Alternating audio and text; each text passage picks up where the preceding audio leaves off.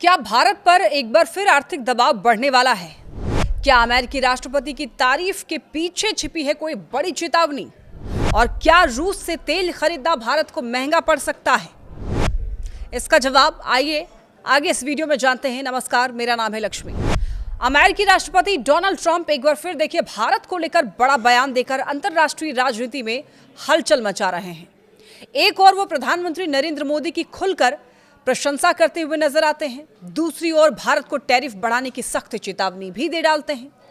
तो ऐसे में सवाल यह है कि अगर प्रधानमंत्री मोदी ट्रंप की नजर में अच्छे इंसान हैं, तो फिर भारत पर 50% तक का भारी टैरिफ क्यों लगाया गया? अब देखिए, ट्रंप ने कहा कि प्रधानमंत्री मोदी जानते थे कि अमेरिका भारत द्वारा रूस से तेल खरीदने से खुश नहीं है और ट्रंप के शब्दों में मुझे खुश करना जरूरी था। ट्रंप ने साफ इशारा दिया कि यदि भारत रूस से तेल खरीदना जारी रखता है तो अमेरिका बहुत जल्द भारत पर और अधिक टैरिफ लगा सकता है।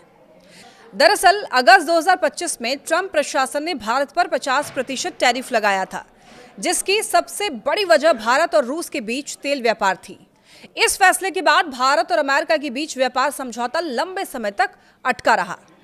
ट्रंप चाहते थे कि भारत अमेरिकी कंपनियों के लिए अपना बाजार पूरी तरीके से खोलें, खास करके डेयरी और कृषि क्षेत्र में प्रवेश दें।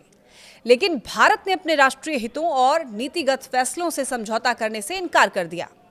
भारत और रूस के संबंध दशकों पुराने हैं। रक्षा से लेकर के ऊर्जा तक दोनों देशों के बीच में मजबूत साझेदारी रही है और यही बात ट्रंप को लगातार असहज करती रही है। अपने ताजा बयान में भी ट्रंप ने इसी नाराजगी को दोहराया है।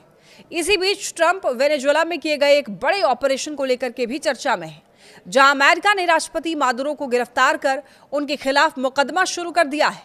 ऐसे में बड़ा सवाल यह है कि क्या वेनेजुएला के बाद अब ट्रंप भारत पर दबाव की राजनीति तेज करने वाले हैं? क्या टैरिफ के जरिए अमेरिका भारत की विदेश नीति को प्रभावित करना चाहता है?